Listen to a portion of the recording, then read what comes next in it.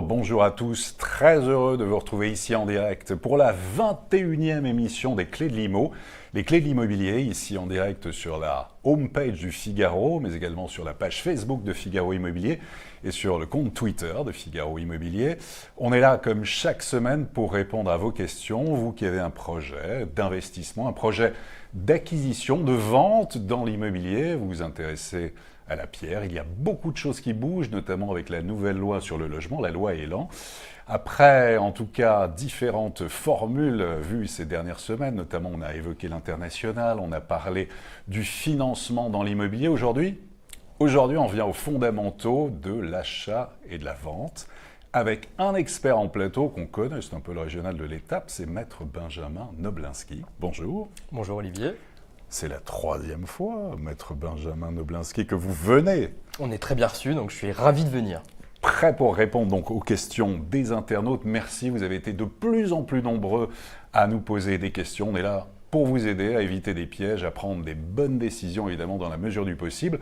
En tout cas, on est là jusqu'à 13h30. Vous pouvez aussi, en direct, nous relancer, nous questionner si vous le souhaitez. On est là pour répondre, évidemment, de façon très claire à toutes les questions des internautes de Figaro Immo. Alors, vous êtes un régional de l'étape. Par contre, il y a un nouveau logo, notaire non plus de Paris, mais du Grand Paris, qui est notre partenaire. Alors, les notaires du Grand Paris, pourquoi ? Alors effectivement, on avait pour habitude de voir derrière nous le logo de la Chambre des notaires de Paris qui est partenaire, mais aujourd'hui, la Chambre des notaires de Paris appartient au notaire du Grand Paris qui regroupe tous les notaires d'Île-de-France, toutes les chambres départementales d'Île-de-France. Aujourd'hui, les choses changent à Paris et en région parisienne. Le Grand Paris se met en place et les notaires sont bien convaincus que leur mission est de participer à la transformation qui existe actuellement avec ce Grand Paris et ce nouveau logo. Très bien, voilà, vous l'avez vu, magnifique nouveau logo, donc notaire du Grand Paris qui représente un peu la mobilité, c'est ça aussi, le transport. Effectivement, aujourd'hui, il n'y a plus que Paris, il y a le Grand Paris, les réseaux de transport qui vont s'étendre, les gens qui bougent de plus en plus, Paris qui s'agrandit, les frontières s'agrandissent, on le voit d'ailleurs dans les prix, on peut le constater. Oui, effectivement, on va en parler. Alors, prêt ? Avec plaisir. On démarre, allez, on y va. Première question, alors c'est une question de Claire. Le bien que nous souhaitons acheter est situé au-dessus d'une pâtisserie faisant partie de la copropriété. Est-il possible de spécifier dans le règlement de copropriété l'affectation de ce commerce afin de ne pas nous retrouver dans un an avec un bar ou un restaurant, ce qui pourrait évidemment être source de nuisances ? La question est intéressante parce que c'est vrai que dans les grandes villes, on retrouve toujours cette problématique. Le principe dans un appartement, c'est qu'on achète dans une copropriété et le contrat qui est passé entre tous les copropriétaires, c'est le règlement de copropriété. Un règlement de copropriété est un contrat, donc il peut toujours être modifié entre tous les contractants. Par définition, dans une copropriété en assemblée générale, par conséquent, il est possible de modifier le règlement de copropriété pour y interdire certaines activités à partir du moment où cette modification n'entraîne pas de choses illégales par rapport à la loi et n'entraîne pas un changement de destination ou ne contrevient pas aux droits des copropriétaires. Mais là, Claire a raison d'anticiper en tout cas, de se demander effectivement si ça peut évoluer, si cette pâtisserie peut devenir un restaurant d'ici un an, il faut qu'elle le demande tout de suite.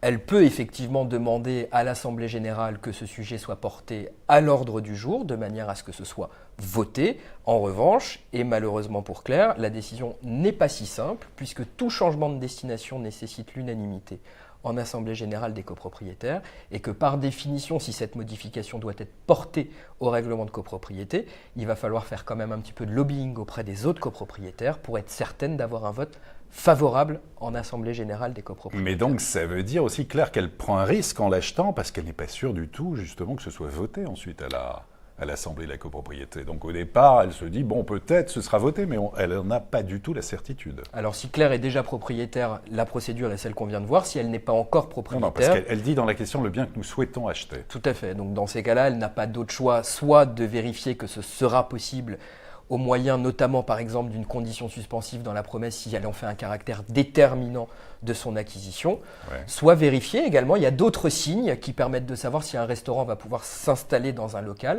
C'est la présence d'une extraction, par exemple, puisqu'un restaurant qui cuisine sur place doit avoir une extraction soit sur rue, soit en toiture par le biais d'une cheminée.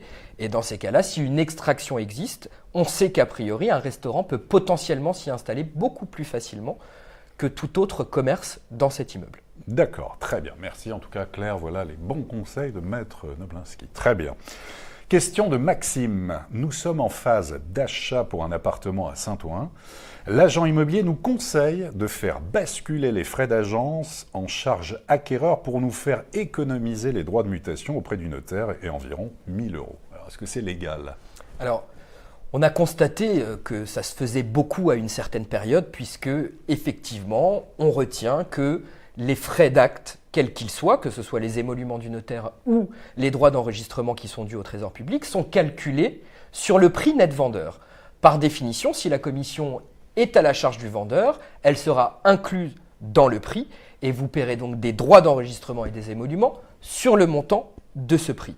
Il pouvait être donc tentant à l'époque de sortir la commission pour la mettre à la charge de l'acquéreur, de sorte que le prix net vendeur soit déduit et que les droits d'enregistrement soient payés sur une base moins importante. Quand vous dites à l'époque, c'était il y a combien de temps ? C'était il y a encore 1 an et demi. Donc la loi a changé il y a très peu de temps.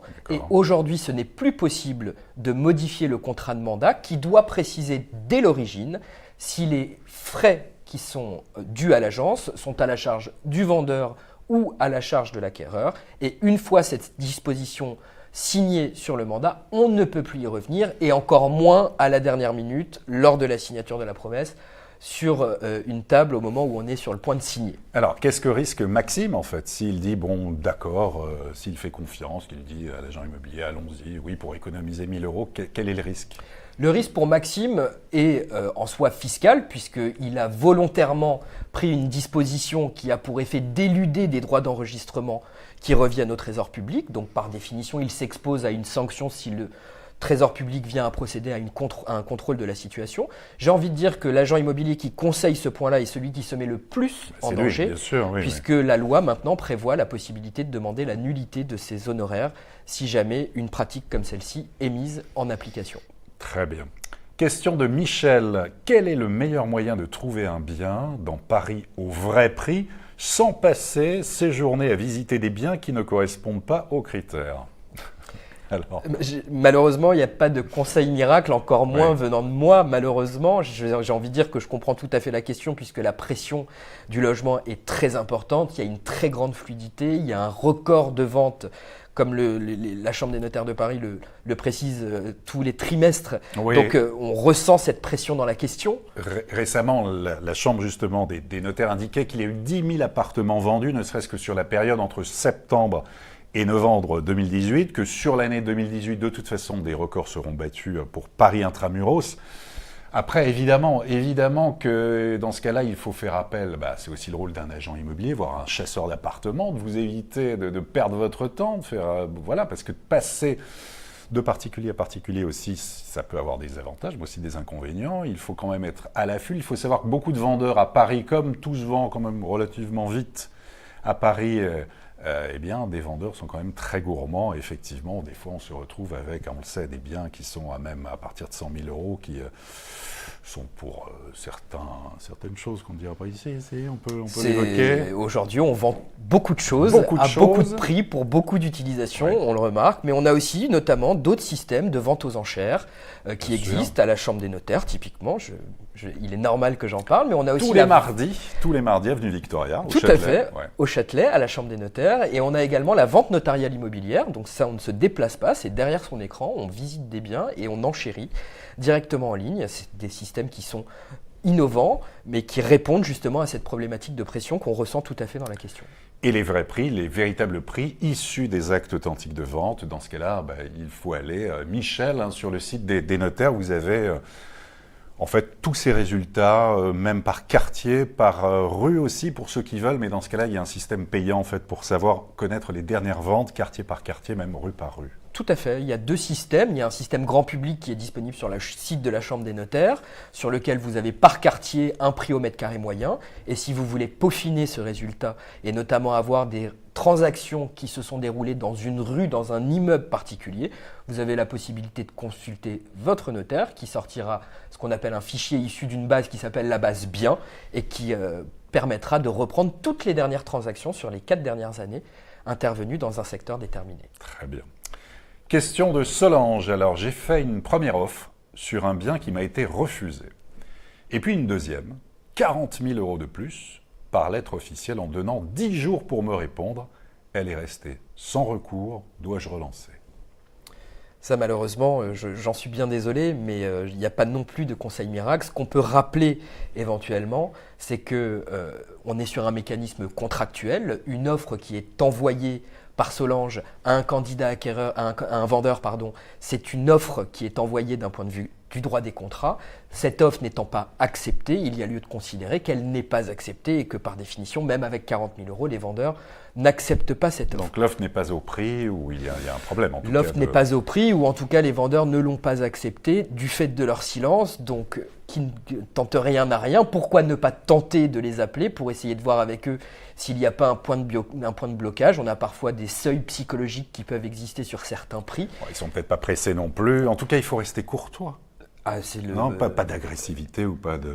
Non. Pas d'agressivité, Bon, pas d'agressivité. On achète, on s'engage sur 25 ans, sur les prêts les plus longs. Donc on est sur un mécanisme qui doit rester un mécanisme, une étape importante de la vie et donc il n'y a pas de raison que ça se passe dans des conditions difficiles. Bon, Maître Dimblinski, donc vous lui conseillez à Solange de laisser à la limite ce vendeur potentiel, en tout cas revenir tranquillement vers elle, peut-être d'attendre, de pas se presser. De ne pas se précipiter puisque ça montrerait également un intérêt peut-être trop excessif qui pousserait le vendeur à refuser cette offre de 40 000 € supplémentaires pour essayer de la faire monter, mais passer un certain délai, elle peut en tout cas rappeler ce vendeur pour lui demander quels seraient les éventuels points de blocage et les éventuelles négociations qui pourraient être menées de manière à trouver un accord entre les deux parties. Parfait. Question suivante. Alors Jean-Christophe nous dit « Quels sont les types de donations possibles entre membres d'une même famille hors descendance directe ? Quels sont les montants, les échéances et les exonérations fiscales possibles ?» C'est très complet, on va essayer d'y répondre. C'est une question très complète Maître, pour laquelle on pourrait passer la totalité de l'émission. On a effectivement beaucoup de choses à dire sur ce point-là. La première chose, c'est que par définition, chacun est libre de son patrimoine. On peut donc donner ce qu'on veut à qui on veut, que ce soit une personne physique, de sa famille, hors famille, des associations, des fondations, ce qu'on veut quand on veut. Il faut que ce soit écrit ? Il faut que ce soit écrit, tout à fait. Une donation doit être actée par écrit, puisque l'administration fiscale a un droit de contrôle, donc soit chez un notaire, soit directement auprès de l'administration fiscale. Quand ça porte sur des biens immobiliers, obligatoirement chez un notaire. Donc on peut toujours donner, la question c'est plutôt combien ?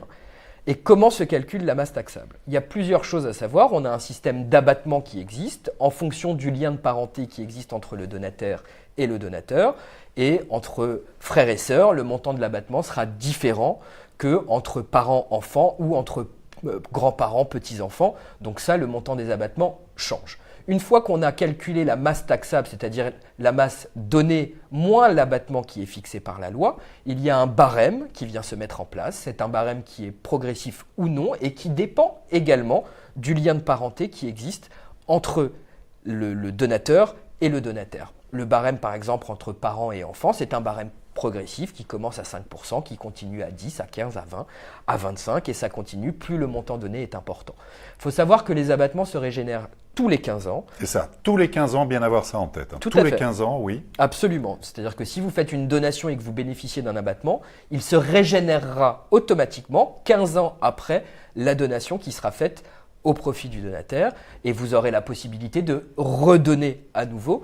Les éléments d'abattement et de calcul des droits de mutation à titre gratuit sont très facilement consultables sur Internet puisque c'est des barèmes qui dépendent du Code général des impôts. Service public, donc vous conseillez plutôt d'aller voir sur service public. Tout à fait. Sur le service public, vous avez des infos. Vous l'avez aussi. Vous l'avez. Sur le site de la Chambre des notaires de Paris, vous avez effectivement toutes ces informations qui sont très facilement accessibles. Je crois qu'elles s'affichent également. Ah, voilà. Merci. Alors, on remercie l'équipe de la régie. Aujourd'hui, avec Jim, Bastien, Jean-Alexis. Et voilà. On a actuellement donc les abattements applicables 100 000 €, si le donataire est un enfant, un père ou une mère, etc., etc. Voilà, vous prenez le temps de voir, c'est très important à mettre. C'est très important. Ce sont des informations qui sont directement issues du site de la Chambre des notaires de Paris, donc très facilement accessibles. Vous avez également toutes ces informations qui sont sur le site du service public. C'est des informations qui ont également, comme la Chambre des notaires, l'avantage d'être mises à jour à chaque modification de la loi. Je vous invite donc à consulter ces informations et vous pourrez également connaître les tranches taxables en fonction des montants donnés, ce qui vous permettra de déterminer avec plus de facilité combien vous pouvez donner et combien ça vous coûtera de pouvoir donner. Parfait. Allez, on continue avec une question suivante. Alors, c'est une question d'Hervé.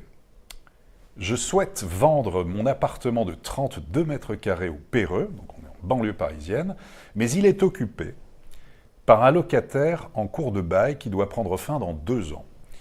Il a 66 ans. Quels sont les recours s'il ne veut pas partir? J'ai besoin de récupérer mon logement et les règles ont, paraît-il, évolué. Alors, le logement occupé, le locataire, le propriétaire veut récupérer en fait son appartement. Alors, il y a beaucoup de points dans cette question et c'est une question qui est assez fondamentale, dans la mesure où aujourd'hui, le bail prend fin dans 2 ans. Par conséquent, le locataire sera, quoi qu'il arrive, et indépendamment de tout autre point qu'on verra juste après, protégé pendant un délai de 2 ans. Donc, il ne sera pas possible de récupérer impossible. ce local avant la fin du bail. Le principe, c'est qu'il faut envoyer un congé au locataire 6 mois avant la date de fin de bail, afin de pouvoir indiquer soit la vente du bien en offrant une priorité au locataire, soit un congé pour reprise, soit un congé pour motif légitime et sérieux. Voilà, il faut justifier le motif qui doit être sérieux en tout cas. C'est très important parce qu'on ne peut pas faire ce que l'on veut là, évidemment pour les propriétaires bailleurs, bien sûr. Hein. Et donc, tout à fait. Et quand bien même le bail arrive à échéance, il faut un véritable motif pour pouvoir donner congé à son locataire, soit la vente, soit la reprise, soit un motif légitime et sérieux. Mais il y a une autre problématique dans cette question, c'est que le locataire a 66 ans et qu'il est dit locataire protégé. On est locataire protégé quand on remplit 2 critères, quand on a plus de 65 ans et quand on a un revenu modeste, tout à fait, qui est défini par la loi en fonction de sa situation, si on est seul, si on est marié, si on a des enfants ou non. Donc ça, c'est fixé par la loi, clairement. Je crois que seul, c'est autour de 23 000 € par an pour l'Île-de-France. Tout à fait, absolument. Ouais. Donc si ce locataire qui, on le sait, a déjà plus de 65 ans et remplit les critères de rémunération qui lui permettent d'être dit locataire protégé, il sera tout bonnement impossible de lui donner congé, à l'exception de pouvoir lui proposer une faculté de relocation dans un appartement qui présente des avantages équivalents à celui qu'il a sur la tête. C'est là où la loi a évolué dans le domaine, notamment avant la protection s'appliquait aux personnes de plus de 70 ans. Tout à fait. Désormais, c'est 65 ans, donc il faut prévenir au moins 6 mois à l'avance, autrement c'est compliqué. Il faut justifier en tout cas le motif vraiment de reprise pour loger quelqu'un de sa famille. Enfin, il faut vraiment l'expliquer autrement c'est pas possible, c'est très compliqué. Et au-delà donc de cet âge de 65 ans, il faut dans ce cas-là s'assurer, si le locataire a des revenus modestes, de lui trouver un autre logement, un autre appartement. Tout à fait. Ce qui n'est pas évident. Ce qui n'est pas évident, on reprend ce principe de pression immobilière. Ça montre aussi que quand on a besoin de récupérer son logement, ça présente des difficultés. Tout ce qui est aspect locatif est régi par la loi du 10 juillet 89, qui est la loi fondamentale qui existe en matière d'habitation.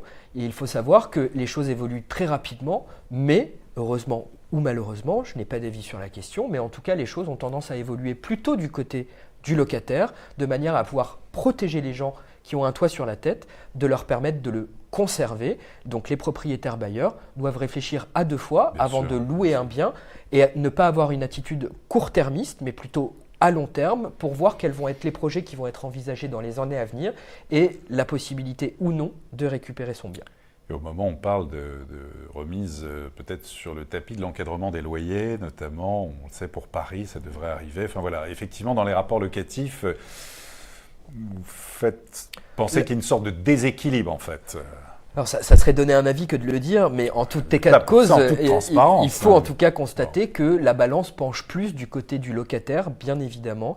Il est protégé sur beaucoup de points. La loi de 89 n'est pas nouvelle, elle est très récente. Et le congé de préavis est d'1 mois dans les zones tendues, alors que pendant longtemps, c'était 3 mois. De la part du locataire. De la part du locataire. Tout à fait. Le locataire a la possibilité de quitter le logement qu'il occupe si on est dans une zone tendue. Donc ça aussi, c'est fixé directement par la loi et par décret. Et le congé, du coup, est réduit à 1 mois au lieu de 3 auparavant. Très important et très, très, très bien de le noter. Question de Florence. En octobre dernier, j'ai fait une offre d'achat au prix et conditions du mandat. 2 jours plus tard, l'agence nous a dit que le vendeur venait de lui faire part de sa volonté de ne plus vendre. L'agence a envoyé un recommandé par l'intermédiaire de son avocat, mais le vendeur n'est pas allé le récupérer. Est-ce que j'ai une chance de faire valoir mes droits ? Alors la question mérite en tout cas d'être regardée, mais plus attentivement pour pouvoir répondre de manière précise, car il faudrait avoir la copie du mandat pour pouvoir répondre avec beaucoup de certitude à Florence. Ce qu'on peut déjà dire, d'une manière générale, c'est que les mandats qu'on voit habituellement ne permettent pas de lier définitivement l'acquéreur au vendeur lorsque l'acquéreur fait une offre au prix. On le sait, et il y a une logique qui est tout à fait réelle, puisqu'il y a un intermédiaire entre les deux, qui est un agent immobilier, et il n'y a pas de lien contractuel entre un vendeur et un acquéreur, puisque par définition, il y a un contrat d'intermédiation entre les deux. Ce contrat lie uniquement le vendeur et l'agent immobilier.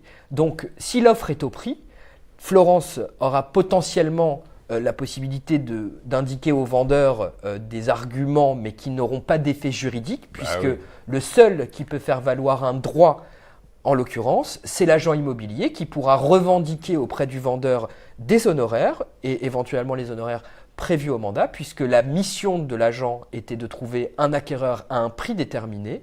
Ce n'est pas une mission de signer une promesse de vente. Donc l'agent immobilier pourra potentiellement demander des dommages et intérêts ou ses honoraires au vendeur, mais je ne pense pas que Florence soit en mesure d'avoir un droit quelconque à exécution forcée sur cette opération. Florence, on est désolé, c'est un peu compliqué votre affaire. Bon, il y a peut-être quelque chose, mais c'est un peu compliqué. C'est un point qui a quand même été jugé et rejugé, et malheureusement, le gain de cause au profit de l'acquéreur qui fait une offre au prix est assez rare. Allez, question de Fiona.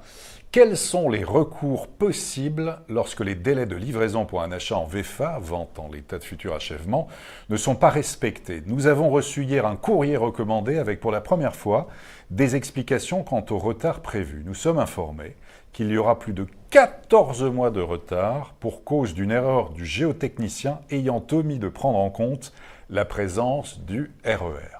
Alors bon, je pense qu'il s'agit du Grand Paris avec les travaux. Il y a des chances. Ça doit être ça. Ça y ressemble. 14 mois de retard. 14 mois de retard, on est quand même sur une période assez forte, il faut le reconnaître. Maintenant, on applique de toute façon des mécanismes qui sont des mécanismes de droit et des mécanismes juridiques. Donc qu'il s'agisse d'1 mois, 2 mois, 3 mois ou 14 mois. 14 mois quand même. Tout à fait. Mais justement, c'est là que peut-être Fiona pourra trouver une réponse à sa question dans l'indemnisation qu'elle pourra percevoir. Ce qu'il convient de dire, c'est que les pénalités éventuelles en vente en l'état futur d'achèvement doivent être fixées dès l'origine et dans le contrat de vente qui est signé chez le notaire. S'il n'y a pas de pénalité qui est mise à la charge de l'acquéreur, malheureusement, il n'y a pas de pénalité automatique entre les mains de Fiona. Regardez dès le départ, par rapport au contrat, par rapport à ces garanties-là, que les pénalités soient indiquées. Autrement, n'ayons pas non plus de fausses illusions à croire que les promoteurs accepteraient de voir spécifier des pénalités mises à leur charge en cas de retard de livraison. Quand même, ça reste excessivement rare qu'un promoteur l'accepte. C'est quasi inexistant sur la pratique de marché. Parce que là, on est plutôt sur le promoteur, le constructeur, ou le constructeur de maison d'ailleurs, voire le maître d'œuvre. C'est un point qui est important parce que le contrat de VFA, donc de vente en l'état futur d'achèvement, est tout à fait différent du CCMI, le contrat de construction de maison individuelle, qui lui prévoit, de par la loi, des pénalités directement entre les mains de l'acquéreur. Ce qui convient simplement de préciser également à Fiona, et c'est important, c'est que le contrat de VFA qu'elle a signé prévoit obligatoirement, puisque c'est la norme, des causes légitimes de suspension. C'est-à-dire que si jamais son contrat prévoyait dès l'origine des éventuelles possibilités pour le promoteur de retarder l'échéance de livraison au vu de problèmes géotechniques tels que c'est précisé dans la question, Fiona ne pourra absolument rien obtenir puisque le promoteur ne fera qu'exécuter une disposition contractuelle. D'accord, très bien, ça me paraît précis, mais effectivement, il faudra aller plus loin. Il y a beaucoup de questions qui sont soulevées à travers cette question de Fiona. Anne-Florence, alors, la fermeture d'un préau pour en faire une véranda sans demande de travaux au service de l'urbanisme empêche-t-elle la signature d'un compromis de vente, étant précisé que le vendeur s'engage à demander la régularisation des travaux irréguliers? La question, du coup, j'ai le sentiment que la question de Anne-Florence, c'est plutôt de savoir si aujourd'hui elle peut signer son compromis avec cette problématique, avec une régularisation postérieure. La réponse est oui. Pourquoi ? Parce que ce n'est pas une disposition d'ordre public et aujourd'hui, il n'y a pas d'irrégularité ou d'illégalité du contrat à signer en indiquant que la régularisation sera faite postérieurement. Donc oui, la promesse peut être signée avec cet engagement du vendeur de régulariser la situation. C'est un point qui est quand même fondamental. Mon conseil réel est de ne signer la vente définitive que quand le point sera régularisé d'un point de vue administratif. Pourquoi ? Parce que ça pourrait très bien entraîner une moins-value à la revente, mais aussi des difficultés avec les services de l'urbanisme de la ville dans laquelle se situe le bien, qui pourraient revendiquer une irrégularité d'un point de vue du droit de l'urbanisme et exiger une remise en état ou une mise en conformité, ce qui aura nécessairement un coût. Il faut donc signer ce compromis sous condition suspensive de régularisation de la situation et vérifier que la situation est régularisée au moment de la signature de l'acte de vente. Signé avec cette condition donc suspensive. Tout à fait. Parfait. Damien. Alors Damien nous dit, avant de faire une offre pour un appartement à Saint-Denis, quels sont les diagnostics obligatoires que le vendeur doit fournir? Si toutes les pièces ne sont pas reçues, est-ce qu'il faut attendre toutes les pièces ou est-ce qu'il est possible de signer quand même? Ça doit arriver souvent, ça. Le fait qu'on n'a pas tout, il manque des papiers. Alors. Ça arrive souvent, c'est une question également qu'on a déjà eue sur ce plateau, je m'en souviens très bien, donc comme quoi ça préoccupe véritablement les gens et je vais essayer d'être précis. Aujourd'hui, la loi prévoit toute une série de diagnostics qui doivent être établis par le vendeur préalablement à la signature de la promesse de vente. La raison est toute simple. Aujourd'hui, on a des acquéreurs qui sont des profanes et qui ont besoin de connaître l'état du bien, qui pourraient engendrer d'éventuelles problématiques sanitaires ou d'éventuelles problématiques liées à un surcoût qui interviendrait en raison de travaux à réaliser postérieurement à l'acquisition. Donc c'est la totale transparence. Tout à fait. Le but n'est pas d'embêter cet acquéreur qui a l'air pressé de signer, le but c'est de le renseigner et j'aurais plutôt tendance à lui dire de patienter pour éviter toute mauvaise surprise ultérieure. En tout état de cause, ça n'empêche pas la signature de la promesse de vente de signer sans ces diagnostics. Le problème, c'est que c'est l'acquéreur qui sera pénalisé parce qu'il n'aura pas toutes les informations, mais aussi le vendeur qui n'aura pas respecté son obligation d'information. Et la loi prévoit dans ce cas-là qu'il ne peut pas se décharger de la garantie des vices cachés et qu'il devra garantir à son acquéreur toutes les problématiques qui pourraient résulter de l'absence de ces diagnostics postérieurement à la signature. Il n'y en a pas des plus importants que d'autres. On peut dire que le DPE, le gaz, l'électricité par rapport aux mérules, aux termites et tout ça, ou pour vous, il faut absolument... Vous allez me dire, il faut tout, mais bon. La loi, effectivement, ne gradue pas, donc mon rôle est de dire que tout est important. Tout est important. J'aurais tendance, en revanche, à préciser que certains diagnostics ont plus d'importance que d'autres, notamment sur les éventuels travaux qui devraient être mis en place. Il est certain que le diagnostic électricité peut avoir une incidence toute particulière sur votre acquisition, puisqu'un diagnostic qui révèle des non-conformités majeures, voire dangereuses, nécessiteront nécessairement beaucoup plus d'investissements financiers pour l'acquéreur que des problèmes liés à de la présence de plomb dans les peintures en sous-couche, qui présentent des risques sanitaires certes, mais en tout cas des risques financiers moindres. En sous-couche. En sous-couche. Très bien. Dernière question. Allez, une dernière question. C'est Léa. Quels sont, il y a eu un suspense. Oui, tout à fait. Les intérêts juridiques et fiscaux d'acheter à deux en SCI, Société Civile Immobilière? Alors effectivement, la question se pose puisqu'il y a eu beaucoup d'encre qui a coulé sur le régime de la SCI. Il y a beaucoup on a entendu. On a toujours cette question quand on achète de se demander si c'est intéressant ou non d'acheter en SCI. L'intérêt principal d'acheter en SCI, c'est qu'on sort du régime de l'indivision. Quand on achète à deux, qu'on soit marié sous un régime de séparation de biens, qu'on soit pacsé en régime de séparation de biens ou qu'on soit deux amis ou deux investisseurs qui achètent ensemble. On rappelle quand même le principe de la SCI. pour la gestion de patrimoine ou l'acquisition immobilière à plusieurs. Il faut être au moins deux, hein, c'est ça? Il faut être au moins deux, créer du coup une société, ce qui a un coût, puisque ça nécessite d'immatriculer la société au greffe. Ça coûte 100 € à peu près. Ça dépend si vous vous débrouillez vous-même pour rédiger les statuts, mais généralement, ça a quand même un coût de demander à un juriste de préparer les statuts, de les écrire, de les faire enregistrer. Il y a des publications qui doivent être faites dans les journaux d'annonces légales, donc c'est pas si simple. Là, ça coûte combien? C'est quoi? En fonction, vous pouvez, si vous le faites vous-même en ligne, ça peut coûter 200, 300 €. Si vous le faites auprès de professionnels, en fonction du degré de complexité de rédaction des statuts, ça peut quand même monter jusqu'à 2000, 5, 3000 € si les statuts doivent prévoir des choses un petit peu touchy et compliquées à mettre en place. Mais en tout cas, la situation qui consiste à acheter en SCI permet de sortir du régime de l'indivision, le régime de l'indivision étant un régime qui nécessite l'unanimité pour pouvoir prendre une décision, alors que les statuts d'une SCI peuvent prévoir des choses différentes. Ça, c'est sur les aspects civils. Sur les aspects fiscaux, l'intérêt principal de la SCI, c'est de pouvoir transmettre plus facilement à ses héritiers ou à d'autres personnes les biens immobiliers par le biais de donations de parts sociales, puisqu'il est beaucoup plus facile de traiter des donations qui portent sur des parts sociales que sur de l'immobilier. Donc j'ai envie de dire à Léa, si le but est de faire un investissement locatif et d'envisager une transmission future à des héritiers, la SCI peut être un outil qui s'avère très intéressant. Si en revanche le but est d'acheter avec son conjoint sa résidence principale, la SCI ne présentera absolument aucun intérêt pour sa situation. Aucun intérêt pour sa situation. C'était la conclusion de maître Benjamin Noblinski, qu'on remercie. Merci. Une fois de plus, c'était très précis, très clair. Maître Benjamin Noblinski, notaire, membre de la Chambre des notaires du Grand Paris, partenaire Figaro Immo, les clés de l'IMO, qu'on a le plaisir de recevoir et qui vient régulièrement, une fois par mois, en tout cas, un membre de la Chambre des notaires du Grand Paris. Ça a été parfait. Vous Je vous remercie. reviendrez? Avec grand plaisir. Bon.